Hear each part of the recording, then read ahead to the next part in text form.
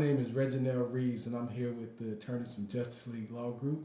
I have the lovely Christian Reeves to my right. Hello, episode 2, everyone. I have the amazing Jessica Tellerian to my left. Hey, everybody. All right, so today, unfortunately, we're here. We have a government shutdown. We have border security issues. We got immigration. And we just want to talk about these things from a legal standpoint, not really political people here. But, I mean, we have 300-something federal workers not getting paid. Why is that? 300,000. Well, so I was doing a little bit of research, and Research nerds. and a lot of federal workers are very upset about what's going on. They're not able to feed their families. They're not able to pay their rent. They're not able to pay for food, gas, or anything because of the government shutdown. So there were a couple of federal workers that were stating on Twitter that they were very upset, and it was around Christmas time when it was first happening, and they had to choose between presents or their basic necessities. Happy New Year from Justice League Law Group. So, I mean, so what's at play here is what? The separation of powers. You got the legislature and the Congress. They got the power of the purse, basically, and the president has to sign off on the power of the purse. So there's a budget. So within that budget, that's every dollar that the government spends has to be agreed to by the Congress and the president. So in this situation, But it's kind of funny that I was looking at previously. I think that they were willing to give him, like around 1.3 billion for, it was termed like border security, and now it's a wall. But overall, when you look at $5 million, seems like so much money, but it's just like a fraction of a percentage of the overall government budget. So, a lot of this is not even this huge amount when you're looking at the total amount of money that the government has to spend. right? So that's why we have the federal workers called in limbo, right? You Right, said that exactly. they can't pay They're their in bills. furlough. They're TSA agents that are not able to work. They actually are working. They're just not getting paid. So they're supposedly supposed to get back pay if the Congress approves that. But they're working right now with no paychecks. So they're And the supposed Congress is getting paid, right? Right. Congress, the military, and the president is getting paid because they have all of their salaries in the law. So they're still getting paid, but the other individuals that are in Department of Treasury, Department of Agriculture, Department of Homeland Security, and others are not getting paid right let's now. take it back a little bit. So I'm gonna bring you guys forward. So you had this thing called DACA, which is the Deferred Action for Childhood Arrival Program, and that is what started during Obama's administration. We had all these kids that came here as children, and there was what to do with these kids after they grow up. So Obama signed an executive order, and the executive order did not go through Congress, but he said basically if you're between, let me get it specific for you. So on June 15, 2012, he signed an executive order that gave them work permits and deferred their deportation status, but it did not provide a path to citizenship. So that was never resolved through the Congress. So now we have this limbo. But they did have a year ago, they had an agreement, I think, to give him a lot of money for the border, but he would have to legalize or give those DACA kids, dreamers they call them, a path to citizenship. So that's how we ended up here. So, I mean, imagine like not being able to pay your bills, but you going to work every day. That's pretty tough. Well, some of them, there's 420,000 that are considered the essential employees, and those are the ones that have to work. And then there's the 380 that are not working. So there's like the separation between the two. So some of them are sitting at home, just not getting any money, trying to come up with Christmas gifts. And then the other ones are having to go to work, and they're not eligible for vacation or sick days during that time period. They just have to work since they're considered essential. Most of those employees also, they already work paycheck to paycheck, so they're already kind of, trying to handle their bills on a regular basis.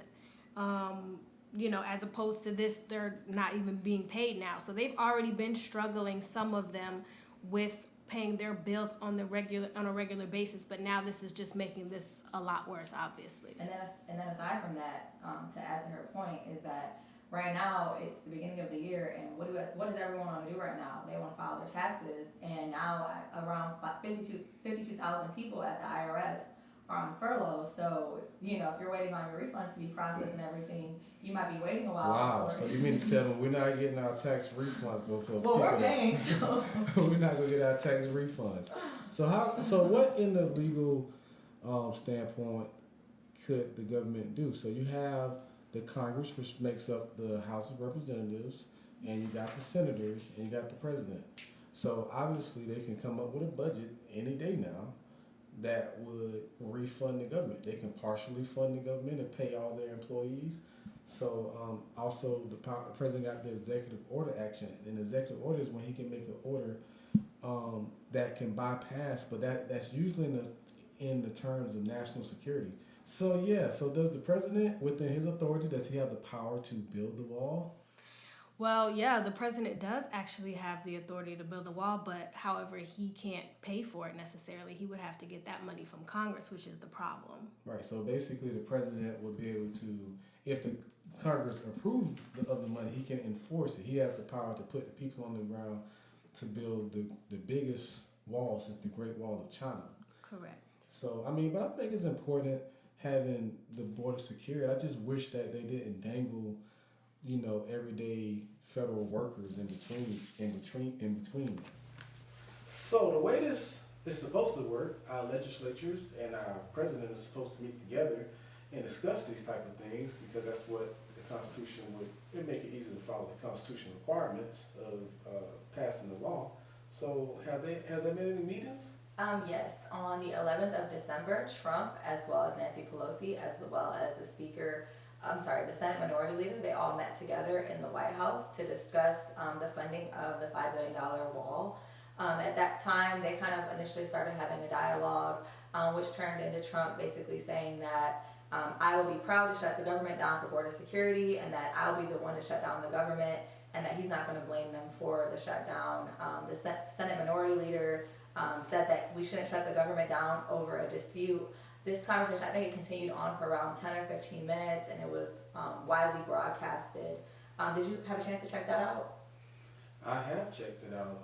I watched the discussions, but I'm really more intrigued about how they can say we shut the government down. Like, who knew that the government can be shut down? Well, actually, this is the third time in 2018 that the government was shut down. There was one time in January that it was shut down for 3 days. One time it was shut down overnight in February for a period of hours, as well as now this shutdown that's brought us into 2019. And that's actually the first time in 40 years that the government has been shut down 3 times in 1 year. So, that's all fine and great with the, Pelosi, but let's talk about Twitter. Most of our politicians nowadays, they make all their decisions via Twitter. So what's going on in the Twitter world? Okay, so the day that the government closed down, Mexico actually sent out a tweet, and they said, daily reminder, we have not paid 1 penny for a wall and our government remains open. They put open in capital letters. And then after that, Trump sent out a tweet on the 1st. What was it that he tweeted? He tweeted that border security and the wall thing and shutdown is not where Nancy Pelosi wanted to start her tenure as a speaker. Let's make a deal. And did they respond? Yes, she responded that same day, and she actually added him, and she said, has given Democrats a great opportunity to show how we will govern responsibly and quickly pass our plan to end the irresponsibly hashtag Trump shutdown. Just the first sign of things to come in our new Democratic majority committed to working pound sign for the people. So on the 2nd of January, Trump tweeted, Mexico is paying for the wall through the new USMCA trade deal. Much of the wall has already been renovated or built. We have done a lot of work. $5.6 billion that House has approved is very little in comparison to the benefits of national security. Quick payback. Well, it would be great if we could just get Mexico just to write a check for that wall, but what do you think? So let's just take it back here. We got the president who has the power to sign the bill. He has to sign the bill. He has to sign the budget. You got the legislature, which is changing. It went from fully being controlled by the Republicans to tomorrow being controlled by the Democrats. And our government is shut down. That is very unfortunate. So let's just hope and pray that the government gets reopened so our brothers and sisters in the federal government can get their job, get their paychecks.